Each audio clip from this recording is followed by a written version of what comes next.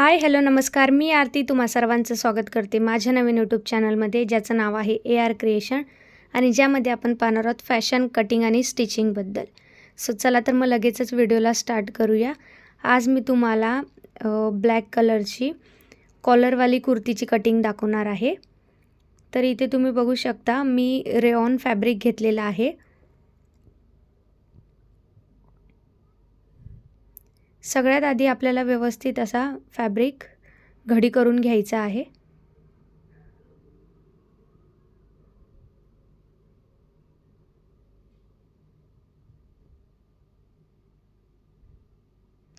अशा पद्धतीत मी फॅब्रिक घडी करून घेतला. आता इथे मी एक स्ट्रेट लाईन ओढून घेते.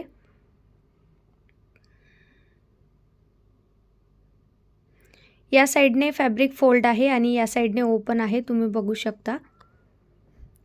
यानंतर शोल्डरचा दुसरा भाग आपल्याला टाकायचा आहे.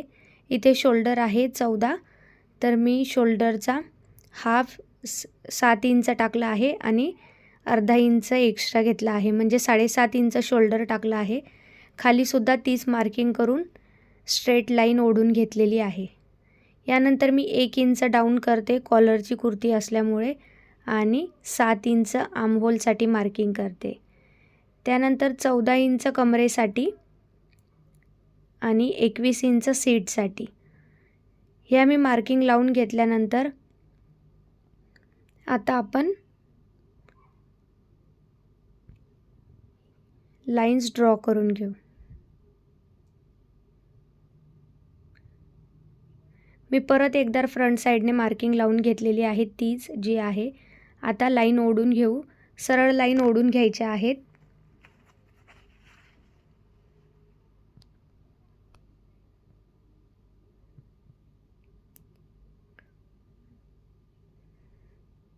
सगळ्या लाईन सरळ करून झाल्यानंतर आता आपण इथे चेस्टचा 4था भाग आणि 2 इंच मार्जिन अशी लावणार आहोत.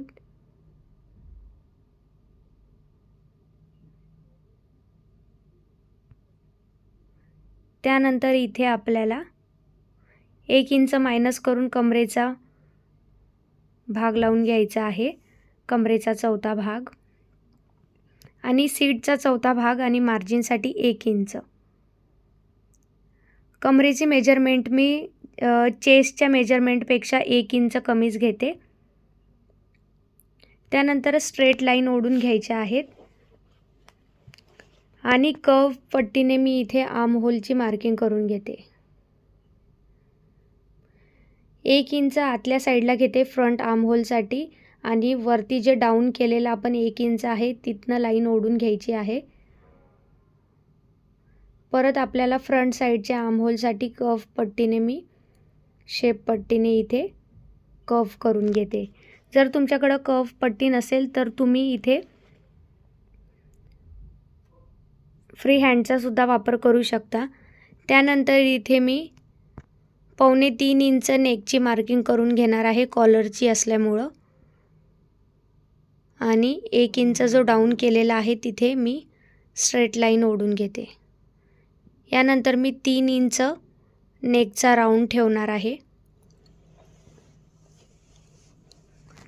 3 इंच मी इथे नेकचा राऊंड घेतलेला आहे.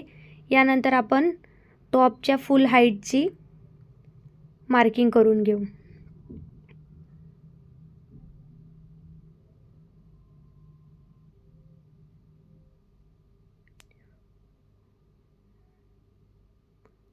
इथे टॉपची फुल हाईट आहे 43, तर 1 इंच आपण प्लस करून लावणार आहोत 44, आणि मी इथे 1 इंच आणखी मार्किंग वाढवली आहे, कारण कस्टमरला लॉंग पाहिजे होता म्हणून.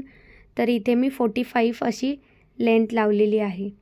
त्यानंतर सीटचं जेवढं मेजरमेंट येत आहे त्यापेक्षा मी अर्धा इंच इथे एक्स्ट्रा घेऊन मार्किंग लावलेली आहे बॉटमला, आणि स्ट्रेट लाईन ओढून घ्यायची आहे. अशा पद्धतीने पूर्ण कटिंग करून घ्यायची आहे. हा आपले फ्रंट साईडची कटिंग आहे.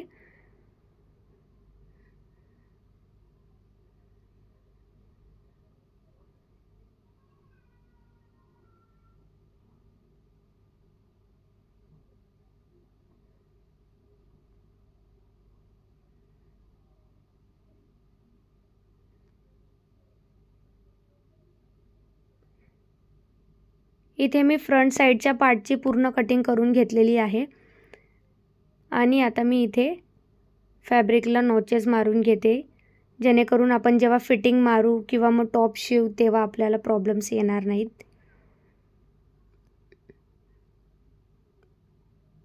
यानंतर आता मी बॅक साईडसाठी फॅब्रिक व्यवस्थित ठेवून घेते. तर इथे बॅक पोर्शनसाठी मी फॅब्रिक व्यवस्थित लावून घेतला आहे.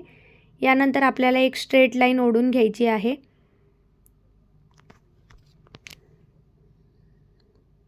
लाईन ओढून घेतल्यानंतर मी 1.5 इंचचा इथे मागचा भाग वाढवणार आहे. तर इथे 1.5 इंच वाढवून घ्यायचा आहे.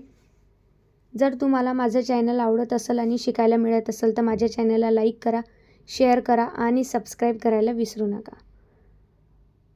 इथे मी फ्रंट साईडचा जसा पोर्शन आहे 1.5 इंचच्या मार्किंगवर व्यवस्थित असा ठेवून घेईल. त्यानंतर इथे नेकच्या साईडने आपल्याला 1.5 इंच वरच्या साईडला वाढवून घ्यायचं आहे. आधीच आपण मार्किंग केलेली आहे, पण जिथे आपण 1 इंच डाऊन केला आहे तिथे सुद्धा आपल्याला 1.5 इंचची मार्किंग लावून घ्यायची आहे. इथे तुम्ही बघू शकता आपला आधीच 1.5 इंच आहे. आपल्याला इथे पण 1.5 इंचची मार्किंग लावून घ्यायची आहे. त्यानंतर आपलं शोल्डर अशा पद्धतीने रेडी करायचं आहे आणि ज्या पद्धतीने फ्रंट आपली कटिंग आहे त्याच पद्धतीत पूर्ण टॉप कटिंग करून घ्यायचं आहे. इथे मी पूर्ण टॉप कटिंग करून घेते आता.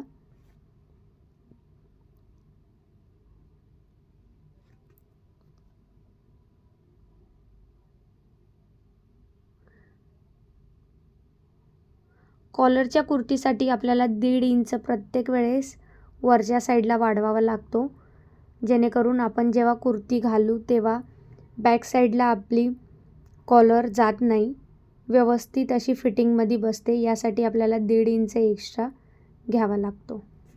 त्यानंतर इथे मी नॉचेस मारून घेते. इथे आपली बॅक आणि फ्रंट साईडच्या कुर्तीची कटिंग पूर्ण कंप्लीट झालेली आहे. तर इथे आपण आता फ्रंट साईडची जी मार्किंग लावलेली आहे आर्म होलची ती आपण कटिंग करून घेणार आहोत.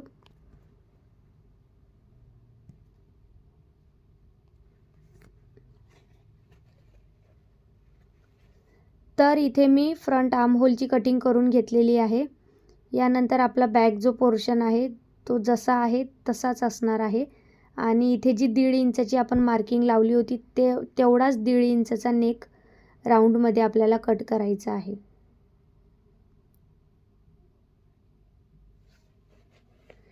इथे आता मी स्लीव्सची कटिंग करून घेणार आहे.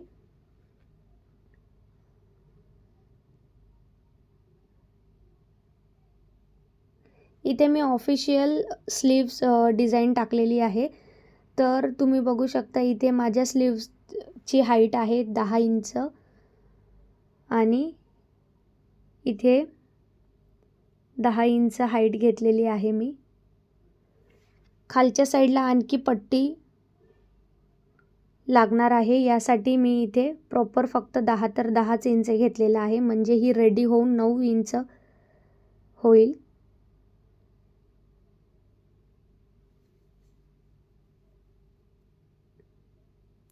यानंतर मी दंडघेर लावलेला आहे. दंडघेर आहे 6 इंच आणि प्लस 2 इंच मार्जिन असे केले आहे.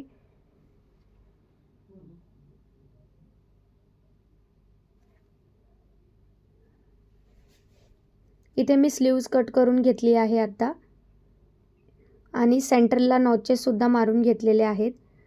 फ्रंट आर्म होल मी कट करून घेतलेला आहे इथे.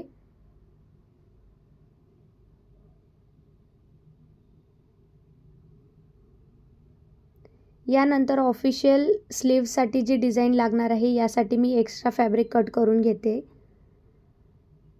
तुम्हाला याची जेवढी ब्रॉडनेस हवी असेल तेवढी तुम्ही टाकू शकता. मी इथे 4 इंच ब्रॉडनेस घेतलेली आहे. तर तुम्ही इथे बघू शकता जेवढा आपला दंडघेर आहे तेवढीच आपल्याला खालच्या साईडची पट्टी घ्यायची आहे.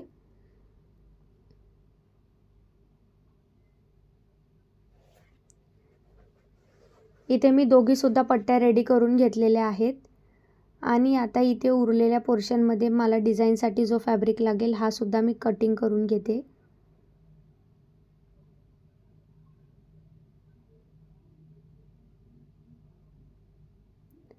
तर इथे मी 3.5 इंच आणि 8 इंचचा लांबीला असा कापड कापून घेतलेला आहे.